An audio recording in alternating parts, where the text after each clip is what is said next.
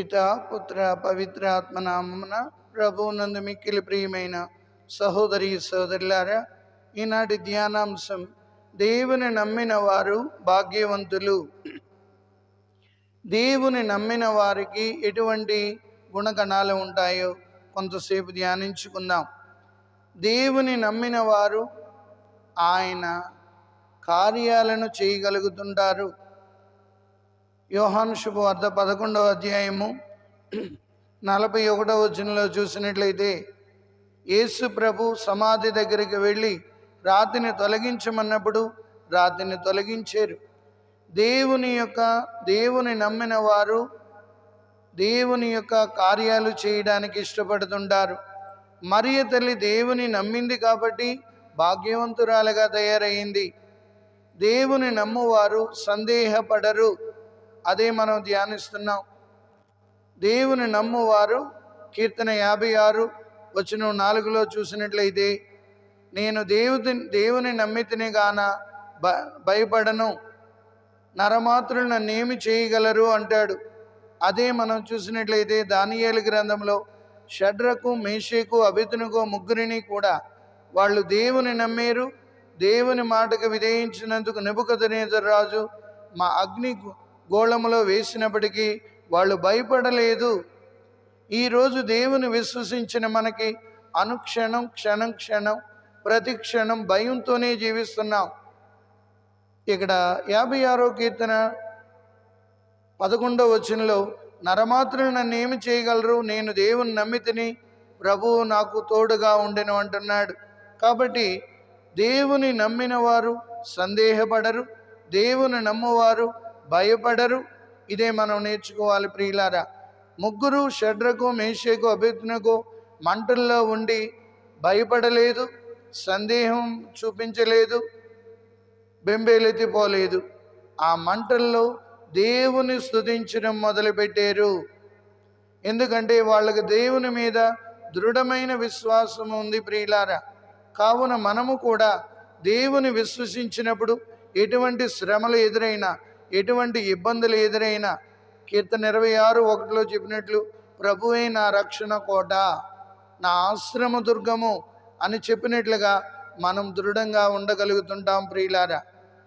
దేవుని నమ్మువారు నిశ్చలముగా ఉంటారు. కష్టాలు వచ్చినా, శోధనలు ఎదురైనా ప్రభు కాపుదల వారికి ఉంటుంది.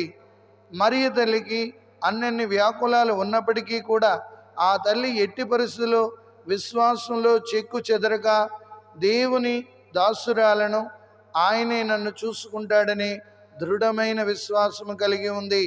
ఇక్కడ షడ్రకు మేషకు అబేద్నెగో ప్రభువుకు మేము సమర్పించుకున్నాము, ప్రభువే మమ్మల్ని కాపాడుతారు అన్న ధైర్యముతో ఆ మంటల్లో ఉన్నప్పుడు దేవుని యొక్క దూత వారి మధ్యలోకి వచ్చి ఆ మంటలు వారిని కాలనివ్వకుండా చల్లని గాలులు వీచేటట్లు చేసింది. అందుకే దేవుని నమ్మువారు నిశ్చలముగా ఉంటారు. ఈనాడు మన క్రైస్తవ జీవితంలో మనము నిశ్చింతగా ఉండగలుగుతున్నామా, నిశ్చలముగా ఉండగలుగుతున్నామా? దేవుని నమ్మువారు రక్షణ కోటలా నిలబడుతుంటారు. దేవుని ఎప్పుడైతే నేను విశ్వసిస్తున్నానో, ఎందుకంటే కీర్తన 23:1లో, ప్రభువే నాకు కాపరి, ఇక నాకు ఏ కొదవీ లేదు, ఆయన మీద సంపూర్ణంగా ఆధారపడగలుగుతుంటారు ప్రియులారా. ఈరోజు మనం దేని మీద ఆధారపడుతున్నాం? దేవుని నమ్మేమని ఒక పక్క చెప్తున్నాం. లోకంలో సమస్యలు, శోధనలు, ఇబ్బందులు ఎదురైనప్పుడు షడ్రకు మేషకు అబేద్నెగోలా దృఢంగా నిలబడగలుగుతున్నామా? తల్లి మరియలా నిశ్చలమైన భక్తితో నిలబడగలుగుతున్నామా? ఇదే మనం ధ్యానించుకోవాలి. యోబు ఎన్ని శ్రమలు ఎదురైనా దేవుని మీదే ఆధారపడి ఉన్నాడు కాబట్టి భాగ్యవంతుడిగా బయటకు వచ్చాడు. ఈనాడు చిన్న శ్రమలు ఎదురైతే, కష్టాలు ఎదురైతే, ఇబ్బందులు ఎదురైతే దేవుడు నాకేం చేసాడంటూ అవిశ్వాసాన్ని ప్రకటిస్తాం, అవిశ్వాసపు మాటలు మాట్లాడుతుంటాం, దేవుని సన్నిధికి వెళ్ళడం మానేస్తుంటాం. అందుకే మనం భాగ్యవంతులం కాలేం. యోబులాగా ఎన్ని శ్రమలు ఎదురైనా దేవుని అంటి పెట్టుకొని ఉంటే చివరికి యోబులు ఉత్తర భాగంలో చూసినట్లయితే మహాధనవంతుడిగా బయటకు వచ్చారు. అందుకే మనం చెప్తున్నాం, దేవుని నమ్మిన వారు భాగ్యవంతులు. కావున మనకి ఆ గొప్ప భాగ్యాన్ని ఇమ్మని ప్రభుని వేడుకోవాలి. మన విశ్వాసం బలపరచమని వేడుకోవాలి. నిశ్చలమైన విశ్వాసాన్ని, నిశ్చంతగా ఉండే విశ్వాసాన్ని ఇమ్మని ప్రభుని వేడుకోవాలి. అప్పుడు అబ్రహాములాగా మనం కూడా తయారవగలం. అబ్రహాము విశ్వాసాన్ని బట్టి నీతిమంతుడిగా ఎంచబడినట్లు మనము కూడా విశ్వాసాన్ని బట్టి భాగ్యవంతులుగా తయారవుతాం.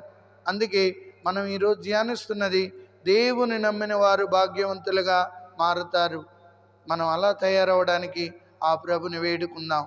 పితా, పుత్ర, పవిత్ర ఆత్మ నామమున ప్రభు మిమ్మందరినీ ఆశీర్వదించి కాచి కాపాడనుగాక. ఆమేన్.